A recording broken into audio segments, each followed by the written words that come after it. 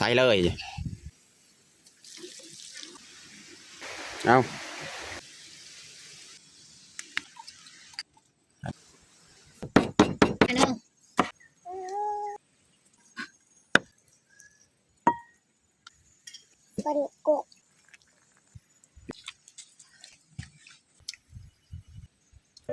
อย่าลืมกดไลค์กดแชร์และกดติดตามเด้อพี่น้อง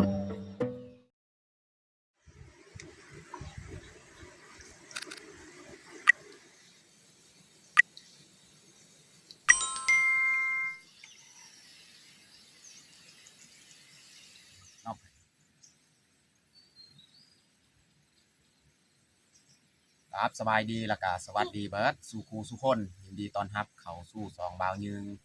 วันนี้ก็พาลูกพาเมียเข้าให้คือเฮาสิเข้าไปกดสวนผักอยู่ให้นี่แหละว่าเมื่อวานเขาก็บ่ได้เข้ามาอยู่นี่เนาะก็ต้องไปเปลี่ยนกันเข้ามื้อนี้อีกอาจจะเข้ามาฮดเนาะแล้วก็มื้อนี้เฮาก็ถือข้าวน้ำมานำเนาะแล้วเฮาสิมาเฮ็ดกินเฮ็ดอยากอยู่เที่ยงไห้เลยเนาะเฮาสิกดสวนผักอิหยังหรือว่าปลูกจะเอาแนวเพื่อปลูกของเฮาแล้วก็มาปลูกต่อเลยบนใดที่เฮาสามารถปลูกก็ปลูกไปนำเลยเนาะโอเคมีแต่ทุกคนติดตามเบิ่งติดตามชมกับพวกเฮาได้ยาวๆเลยนี่จะเอาแนวโพสิไคนี่เอามาปลูกอีก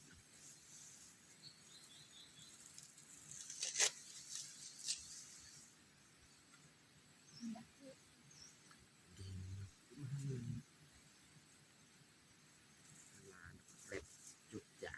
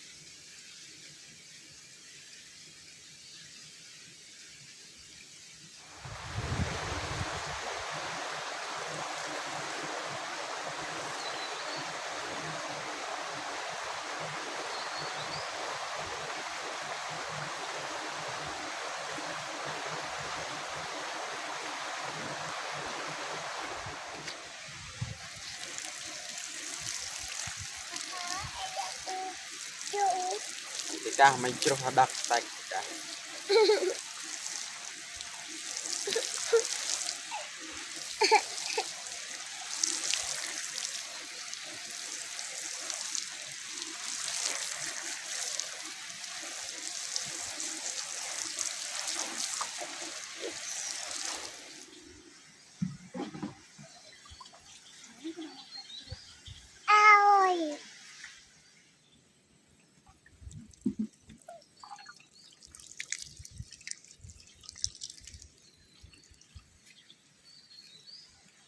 น้องพลอยหด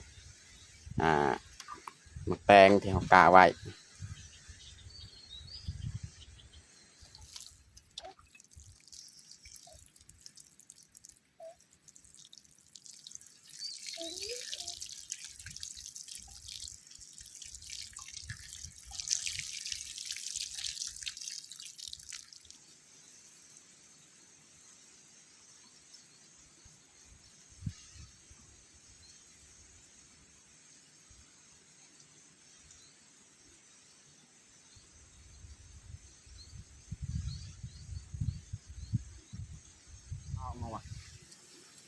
พวกโพสิไคเนาะหมวกเต็มรุ่นแล้วผักกุหลาบ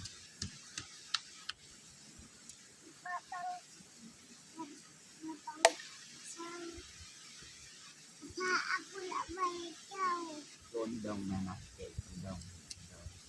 เลย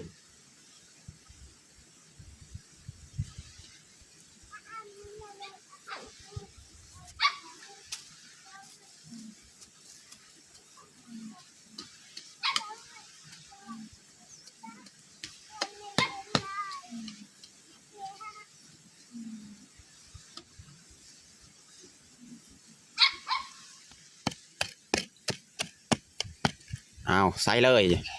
ใส่ บ่แม่นแนวนั้นแนวนี้นี่นี่เอากระบุดเถอะ อากูหอย เอาไอ้ตมัดเปอร์เซ็นต์ค่าดา7ได้ยายบ้านได้แล้ว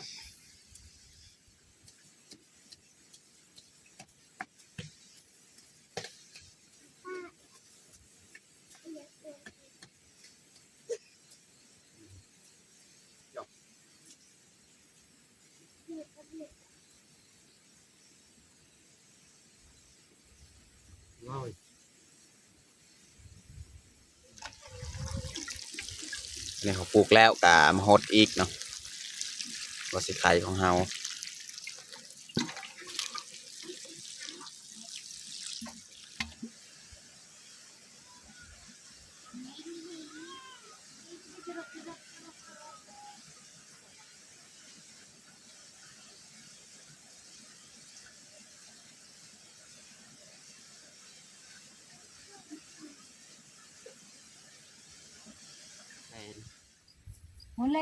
จัดอีไต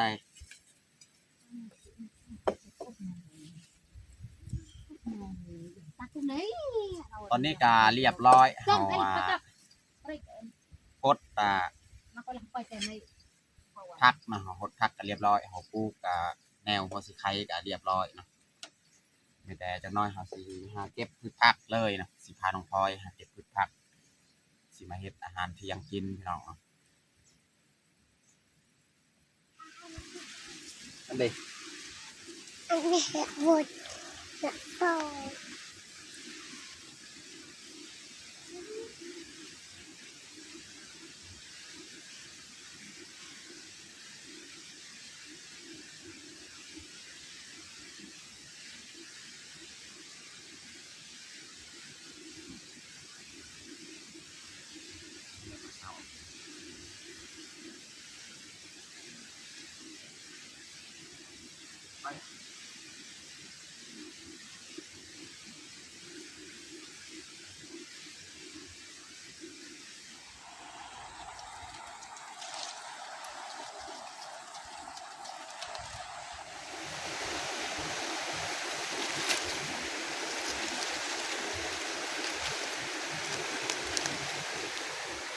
เอา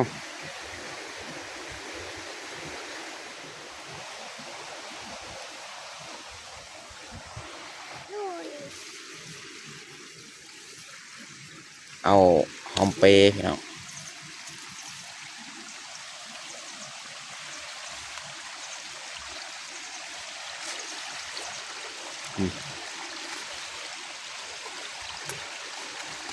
บักอึเอา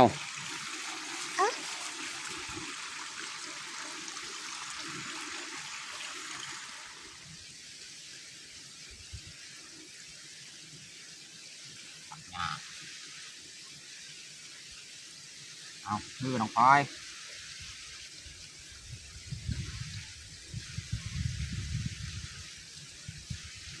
น้ำปลา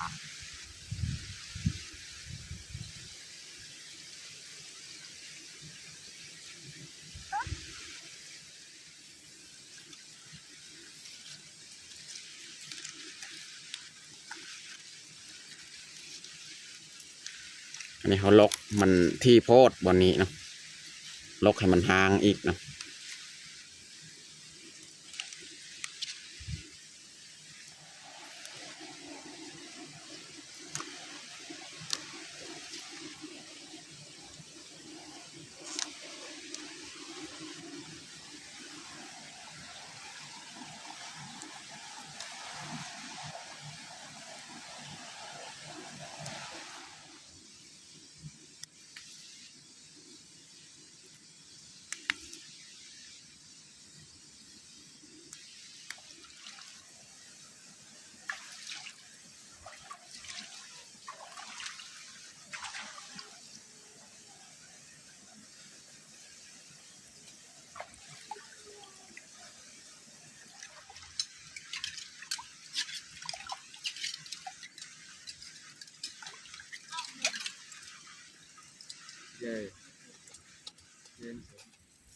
mày cái cà dễ ตอนนี้กาเรียบร้อยเฮาล้างพืชผักของเฮาเนาะวันนี้เฮาสิเอาเขียดของเฮานี่พี่น้องเนาะเขียดหรือว่ากบนี่แหละเราสิมาเผาก่อนเนาะเพราะว่ามันยังโตเป็นนี่เอามาเผาใส่ไฟ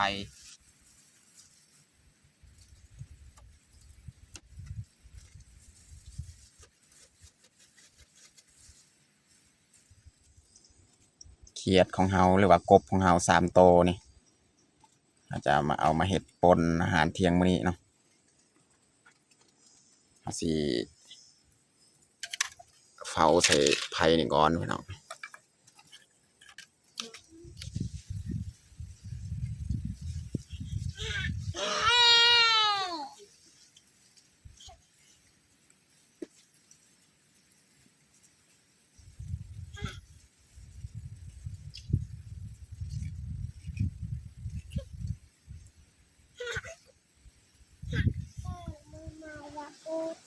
ดูกี่เตย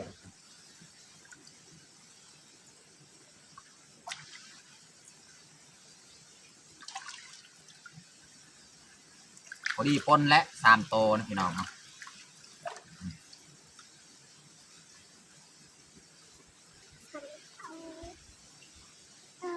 ล้างสะอาดอันนี้เขาก็เผาใส่ไฟเรียบร้อยไข่มันลายเด้เขียดอันนี้กบแต่ว่าไข่นี่เขาจะบ่กินไข่กบอันนี้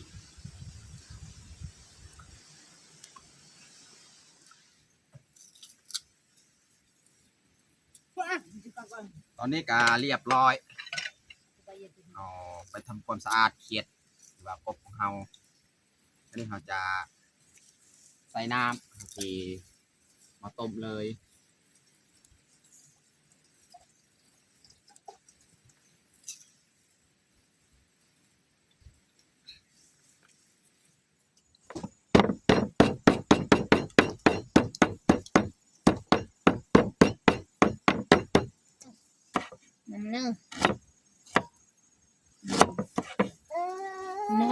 nó mà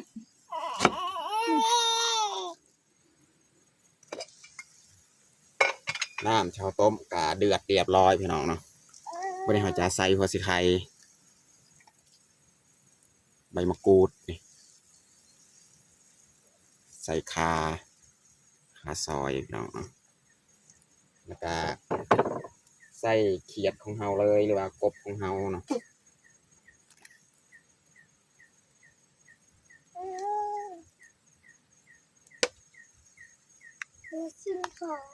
อืม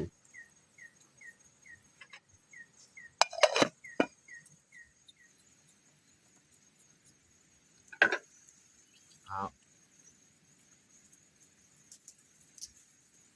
เรื่องของสีเสียบมะพริกกระเทียมมะพริกนี่แม่นเราจะจี้เอาพี่น้องมะพริกข้างหน้านี่เมียเก็บไว้กินละ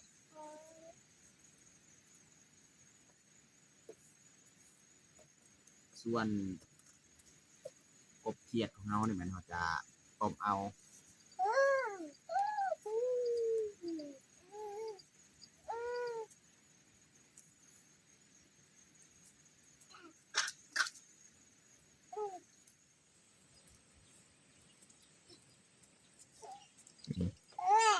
มักพริกเก็บไปไม้สดๆเลยพี่น้องเนาะเอามาเสียบเอามาปิ้งมาจีพี่น้องเนาะ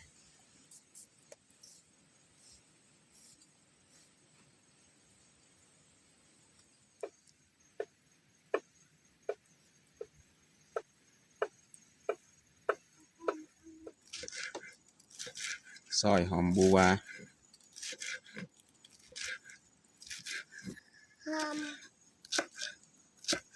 ซอยหอมเปรย์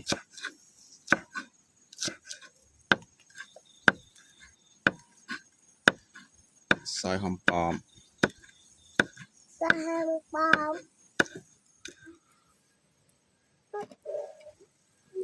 พี่น้องต้มกบต้มเขียดของเฮาเนาะอันนี้แมนมักพริก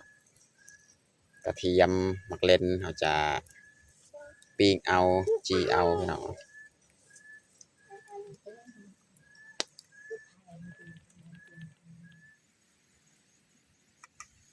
ตอนนี้ก็สุกเรียบร้อยต้มกบของเฮาเขียดของเฮาวันนี้จะป้งเลยดูจิตาดูจิตาเราไอ้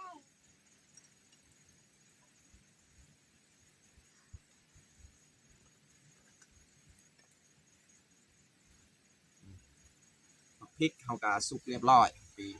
ไอ้มักนาว มักเล่นเดี๋ยวมักเอา ไอ้กูจะมักเล่น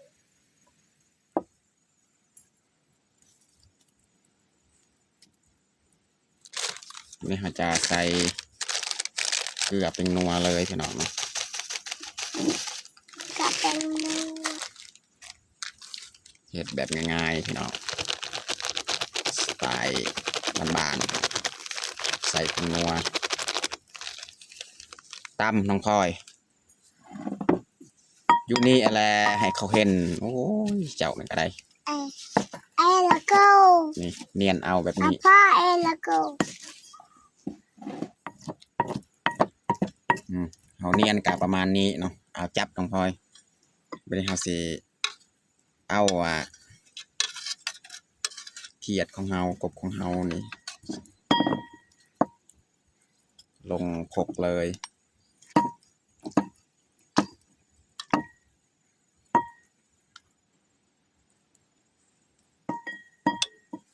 คือแม่ในบิจายยากู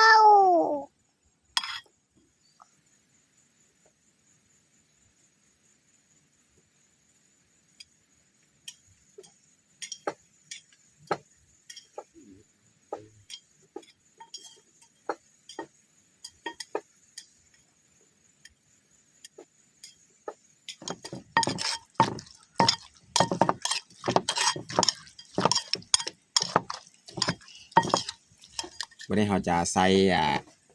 ปลาแดกอีกพี่น้องเนาะ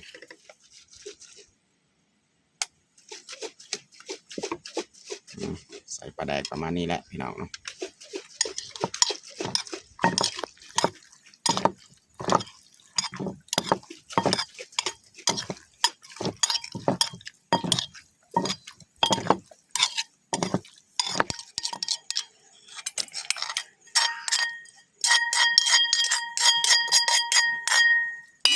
วันนี้เราจะเติมน้ำอีกเนาะใส่น้ำเนาะจริงมาใส่เครื่องหอมของเรา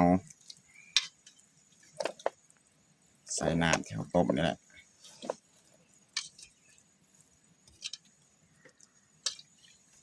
ไอ้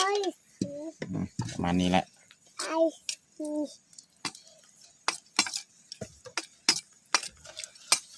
ใส่น้ วันนี้เราจะใส่เครื่องหอมของเราเลยหอมบัวหอมเปรย์ใส่หอมปอมนะ ำใส่คำปามใส่เครื่องคำปามใส่ใส่ เรียบร้อย ใส่ค เห็ด ำ ป ปาม นเขียดปนกบพี่น้อง วันกบวันกบวะโววันกบวันชน เรียบร้อยพี่น้องตอนนี้กาปนของเฮากาเรียบร้อยเอาเห็ดวันนี้เขาสิเอาผักของเฮานี่มาลวกเลยนะ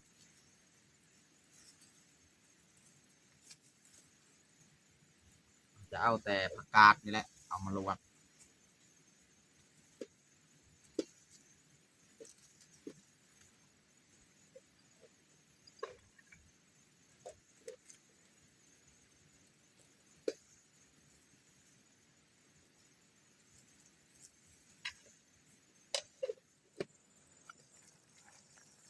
ตอนนี้กาเรียบร้อยลวกผักของเฮานี่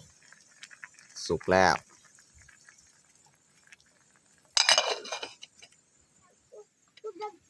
เรียบร้อยผักของเฮาลงเลยบาดนี้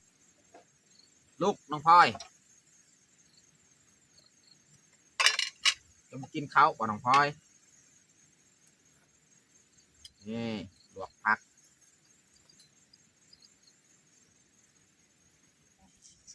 ตอนนี้ก็เรียบร้อยแต่งข้าวของเฮาลวกผักพี่น้องเนาะ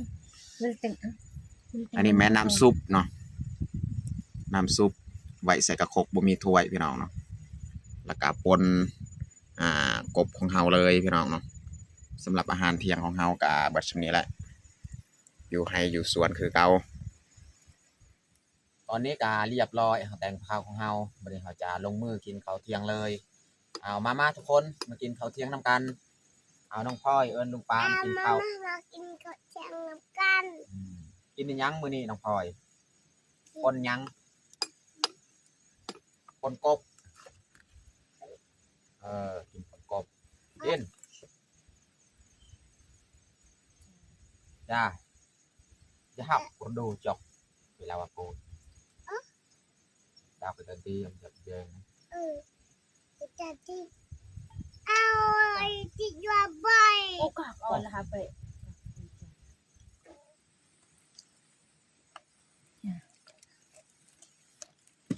ของน้องพลอยนี่มีตังหากเอาไว้เนาะคามันให้น้องพลอยน้องแทนกิน เงินหัก เอากินเลยน้องพลอยกินขาใหญ่ๆ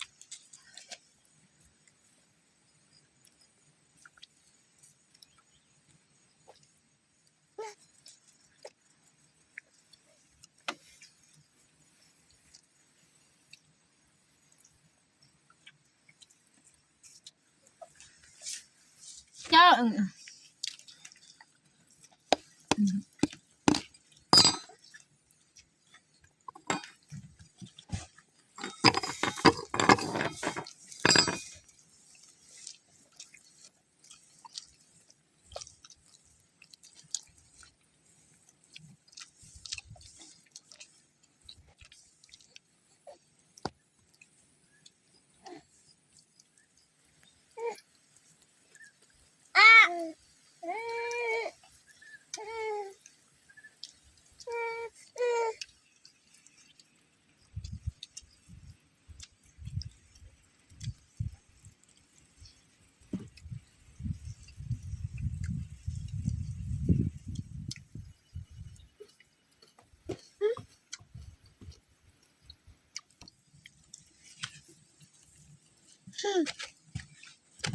เอายาเก่า